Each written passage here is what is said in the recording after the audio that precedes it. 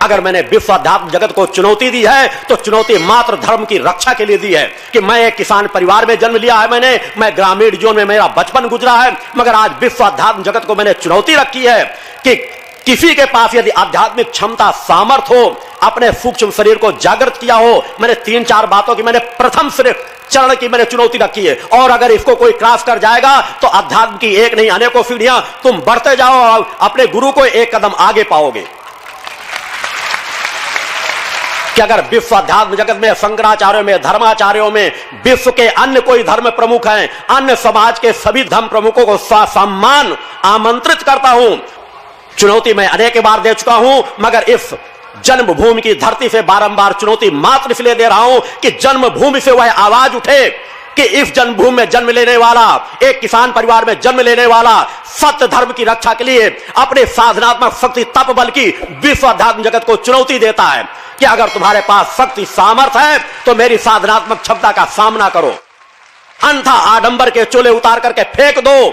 जो कोई ब्रह्म ऋषि लिख रहा है, कोई योग ऋषि लिख रहा है, कोई धर्म परमहंस अपने आप को लिख रहा है, इन शब्दों का अपमान मत करो। अगर गद्दी दर गद्दी नसील होते चले जा रहे हो तब भी समाज तुम्हारा सम्मान करेगा। यह तुम ये कह दो कि हम फला ऋषि की परंपरागत साधक हैं, हम उनके भक्त हैं, हम उनके स्थान की सेवा कर रहे हैं, रक्षा कर रहे हैं, जितना हमें ज्ञान है उतना ज्ञान हम समाज को दे रहे हैं। इसलिए श्रेणियां बांटी गई थी कि साधु कौन होंगे, संत कौन होंगे, मुनि कौन होंगे, ऋषि कौन होंगे, मगर आज इन सब परंपराओं को धराशायी कर दिया गया है। मैं एक ऋषित्व का जीवन जीता हूं, उस अवस्था का जीवन जीता हूं कि मैंने कहा इस भूतल पर अगर मेरी चेतना का कोई सामना कर लेगा, अगर वो कहेगा तो मैं सर काट के उसके चरणों में चढ़ा दूंगा। आजीवन गुलामी के लिए कहेगा तो आजीवन उसके तलुए चाटूंगा। अगर कोई व्यक्ति ऐसा आकर के खड़ा हो जाएगा जो चेतनात्मक क्षमता से मुझे पराजित कर देगा। बोलो गुरुदेव भगवान की जय। और धर्म रक्षा के लिए यह नितांत आवश्यक है।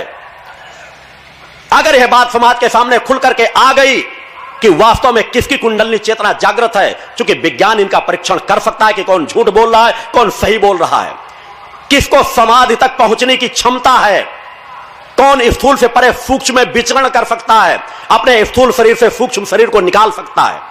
कम से कम विज्ञान इन बातों का परीक्षण करने की पात्रता रखता है कि कौन झूठ बोल रहा है, कौन सत्य बोल रहा है। और अगर इस तरह की चीजों में कोई बराबरी कर सके तो विश्व का कोई भी कार्य, एक तरफ समस्त धर्माचार्य हो जाएं और एक तरफ मैं केवल मां शब्द को लेकर के बैठूंगा। किसी प्रकार की समस्या समाज की, किसी प्रकार की घातक से घातक बीमारी को एक प्रकार के दो मरीज दोनों पक्ष में रख दिए जाएं और देखें क्या वह ठीक कर पाते हैं कि मैं अपने स्पर्श मात्र से ठीक कर देता हूं। बोलो गुरुदेव भगवान की जय। मेरा यह लक्ष्य नहीं, चमत्कार करना मेरा लक्ष्य नहीं, मगर धर्म रक्षा के लिए मैंने कहा है अगर हिंदुस्तान में विश्व स्तर का एक सम्मेलन होता है तो एक बार मैं वह बड़ा चमत्कार करने में भी अपने आप को पीछे नहीं रखूंगा जिसकी किसी ने कल्पना भी नहीं की। समाज सत्य को, इसलिए कोई साधक का जीवन जीना ही नहीं चाहता, तपस्वियों का जीवन जीना ही नहीं चाहता। उन्हें किसी चीज का ज्ञान नहीं, मैं पूर्व जीवन में कौन था, इस जीवन में कौन हूं और मेरा अगला क्या होगा, मेरे लिए सभी कुछ खुले हुए हैं। काल का कोई चक्र मुझसे छिपा नहीं। इसके समाज के बीच मैंने सैकड़ों प्रमाण दिए हैं, भूत भविष्य वर्तमान के एक नहीं सैकड़ों घटनाओं को मैंने स्पष्ट वर्णन किया है।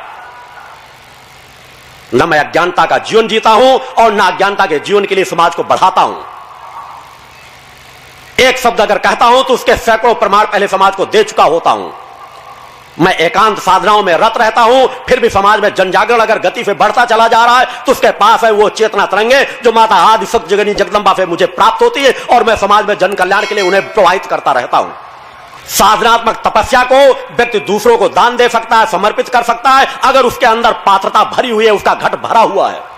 यह प्रकृति का स्वाभाविक विधान है। मगर वह जो आज बड़े बड़े भेषधारी समाज में फैल रहे हैं, चूंकि यह बात मुझे भले उनको कटु लग रही होगी, मगर मैंने चुनौती दी है कि वास्तव में अगर तुमने अपने मां के स्तन का दूध पान किया है तो मेरी साधनात्मक क्षमता का सामना करो, अन्यथा यह बेस उतार करके फेंक दो। बोलो गुरुदेव भगवान की जय। और अगर सत्य समाज के सामने रखोगे तो ससम्मान स्वागत करूंगा, क्योंकि मैं इसीलिए आप लोगों को साधक बना रहा हूं, क्योंकि समाज का कर्तव्य होना चाहिए।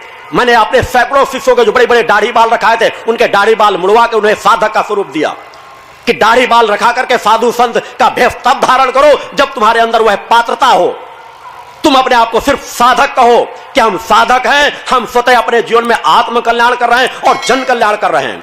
और यही उन धर्म प्रमुखों का होना चाहिए कि उन्हें बताना चाहिए कि हम अपने गुरुओं की गद्दी की रक्षा कर रहे हैं, हमें जितना ज्ञान है उससे हम अपने जीवन को सुधार रहे हैं और समाज को सुधार रहे हैं।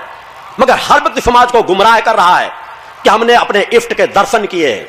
मैंने उन्हें चुनौती दी है कि विज्ञान के मशीनों के सामने खड़े हो और बताएं कि क्या उन्होंने इष्ट के दर्शन किए हैं, नहीं किए। विज्ञान अपने आप देख लेगा कि सत्य बोल रहे हो या असत्य बोल रहे हो।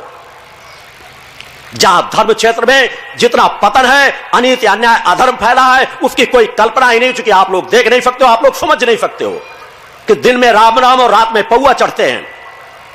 अय्याफी के अड्डे बड़े बड़े धर्म प्रमुखों के स्थानों पर बने हुए हैं।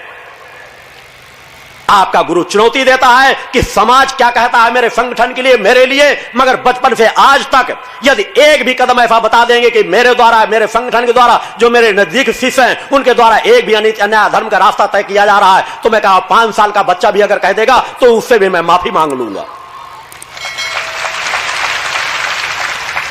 मैं स्वतः अपने जीवन को कठोरता से उन संकल्पों से हाथ पर बांध करके रखता हूं कि मेरा अगर एक कदम अनित अन्याय धर्म के पथ पर बढ़ने से पहले मेरा यह शरीर अपने आप नष्ट हो जाए। मैं साधक का जीवन जीता हूं, बचपन से आज तक मैंने साधक का जीवन जिया। मेरे लिए जीवन में किसी साधना करने की आवश्यकता नहीं, मगर आज भी समाज के कल्याण के लिए जिस तरह मैं साधना अपने आत्म कल्याण के लिए करता था, उसी तरह संकल्प लेकर आज समाज कल्याण के लिए नित्य उसी तरह साधना रत रहता हूं।